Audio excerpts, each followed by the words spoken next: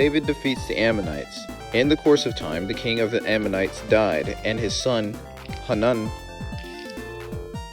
succeeded him as king. David thought, I will show kindness to Hanun, son of Nahash, just as his father showed kindness to me. So David sent a delegation to express his sympathy to Hanun concerning his father. When David's men came to the land of the Ammonites, the Ammonite commander said to Hanun the Lord, Do you think David is honoring your father by sending envoys to you to express sympathy? Hasn't David sent them to you and only to explore the city and spy it out and overthrow it? So Hanun seized David's envoys, shaved off half of each man's beard, cut off their garments at the buttocks, and sent them away. When David was told about this, he sent messengers to meet the men, for they were greatly humiliated. The king said, Stay at Jericho until your beards have grown, and then come back. When the Ammonites realized that they had become obnoxious to David, they hired 20,000 Aramean foot soldiers from the Beth Rehob and Zobah, as well as the king of Makkah with 1,000 men, and also 12,000 men from Tob. On hearing this, David sent Joab out to the entire army of fighting men. The Ammonites came out and drew up in battle formation at the entrance of their city gate, while the Arameans of Zobah and Rehob and the men of Tob and Makkah were by themselves in the open country. Joab saw that there were battle lines in front of him and below him, or behind him. So he selected some of the best troops in Israel and deployed them against the Arameans. He put the rest of the men under the command of Abishai, his brother, and deployed them against the Ammonites. Joab said, If the Arameans are too strong for me, then you are to come to my rescue. But if the Ammonites are too strong for you, then I will come to rescue you. Be strong and let us fight bravely for our people and the cities of our God. The Lord will do what is good in his sight. Then Joab and the troops with him advanced to fight the Arameans, and they fled before him. When the Ammonites realized that the Arameans were fleeing, they fled before Abishai and went inside the city. So Joab returned from the fighting the Ammonites and came to Jerusalem. After the Arameans saw that they had been routed by Israel, they regrouped. Hadadezer had Arameans brought from beyond the Euphrates River. They went to Helam with Shobach, the leader of Hadadezer's army, leading them. When David was told of this, he gathered all Israel, crossed the Jordan, and went to Helam. The Arameans formed their battle lines to meet David and fought against him.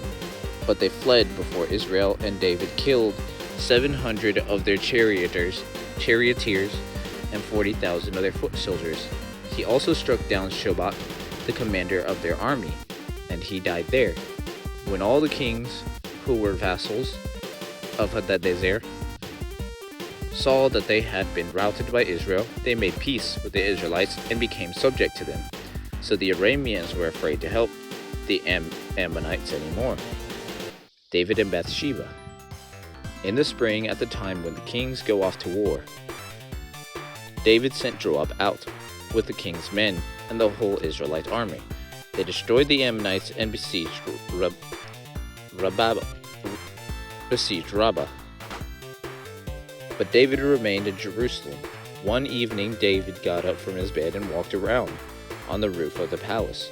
From the roof, he saw a woman bathing. The woman was very beautiful, and David sent someone to find out about her. The man said, She is Bathsheba, the daughter of Eliam, and the wife of Uriah the Hittite. Then David sent messengers to get her. She came to him, and he slept with her. Now she was purifying herself from her monthly uncleanliness. Then she went back home. The woman conceived and sent word to David, saying, I am pregnant. So David sent this word to Joab, Send me Uriah the Hittite. And Joab sent him to David. When Uriah came to him, David asked him how Joab was, how the soldiers were, and how the war was going. Then David said to Uriah, Go down to your house and wash your feet. So Uriah left his palace, and a gift from the king was sent after him.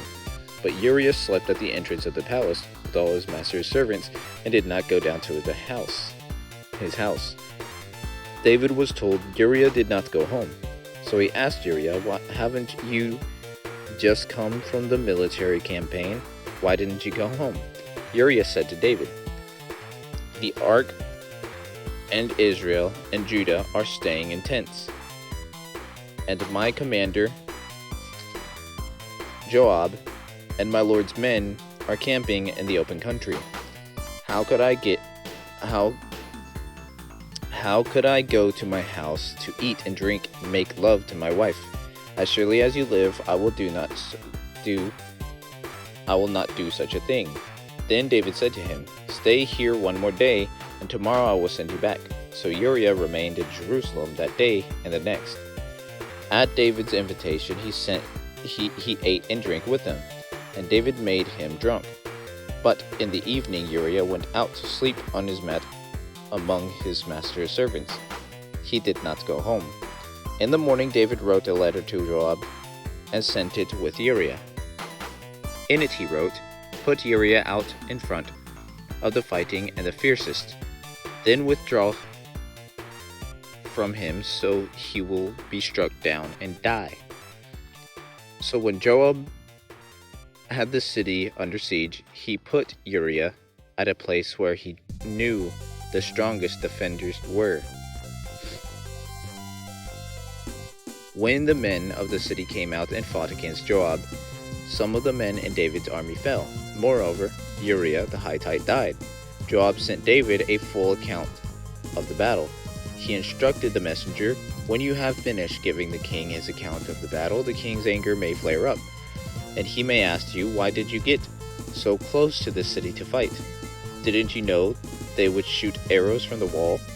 Who killed Abimelech, the son of Jerub-Besheth? Didn't a woman drop an upper millstone on him from the wall, so that he died in Thebez? Why did you get so close to the wall? If he speaks to you this, then say to him, Moreover, your servant Uriah the Hittite is dead. The messenger set out, and when he arrived, he told David everything Joab had sent him to say. The messenger said to David, The men overpowered us and came out against us in the open, but we drove them back to the entrance of the city's gate. Then the archers shot arrows.